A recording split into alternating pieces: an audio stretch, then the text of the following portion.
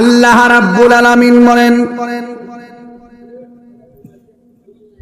কুল লা আসআলুকুম আলাইহি আজরান ইল্লাল মাওয়াদ্দাতা ফিল কুরবা।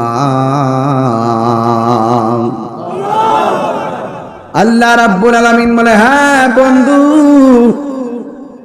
আপনি বলে দিন আমি তোমাদের কাছে কিছুই চাই না। আমার নবী আপনার নবী বলে, উম্মত আমি আল্লাহ তোমাদের কাছে কিছু চাই না। উহুদের জমিনে রক্ত ঝরেছে, রক্তের বদলা চাই না। তায়েফের জমিনে রক্ত ঝরাইছে, সেই রক্তের বদলা চাই না। ও নবী আপনি কি চান? কয় ইল্লাল মাওয়াদ্দাতা ফিল কুরবা, আমি চাই শুধুমাত্র আমার আহলে বায়তের মহব্বত। এখন প্রশ্ন হলো, আহলে বায়ত কারা? আমার নবী, আপনার নবী রাহমাতুল লিল আলামিন একটা চাদরের চার কোণায় চারজনকে ধরাইয়া ঢুকাইলেন।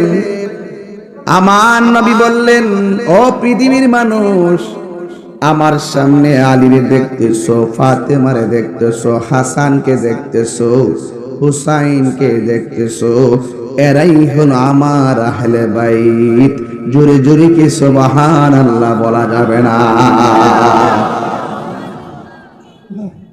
কেউ যদি এদেরকে কষ্ট দেয়, আমি নবীরে কষ্ট দিল। ইমাম হুসাইন রাদিয়াল্লাহু তাআলা আনহু কেমন ধন, আমার নবী আখাযা বিয়াদি হাসানিন ওয়া হুসাইনিন, আমার নবী একদিন হাসান হুসাইনের হাতের মধ্যে ধরলেন, দইরা বলতেছেন, ও পৃথিবীর মানুষ, তোমরা যদি আমি নবীকে ভালোবাসতে চাও তাইলে আমার হাসান হুসাইনকে ভালোবাসো। শুধুমাত্র তাই নয়, ওয়া আবাহুমা, তাদের বাবাকে ভালোবাসবে, ওয়া উম্মাহুমা, তাদের মাকে ভালোবাসবে। এই চারজনকে যারা ভালোবাসবে আমি নবীকে ভালোবাসা হয়ে যাবে। বড় কষ্ট লাগে যাদেরকে ভালোবাসতে নবীকে ভালোবাসা হয়, যাদেরকে কষ্ট দিলে নবীকে কষ্ট দেওয়া হয়। কিছু নামদারি মুনাফিক মুসলমান নবীর ভালোবাসা বুঝলো না, নবীরে কষ্ট দেওয়া বুঝলো না, ক্ষমতার জন্য লোভে পইরা নবীর আওলাদের গলায় ছুরি চালাইছে। কথা বলেন ঠিক কিনা?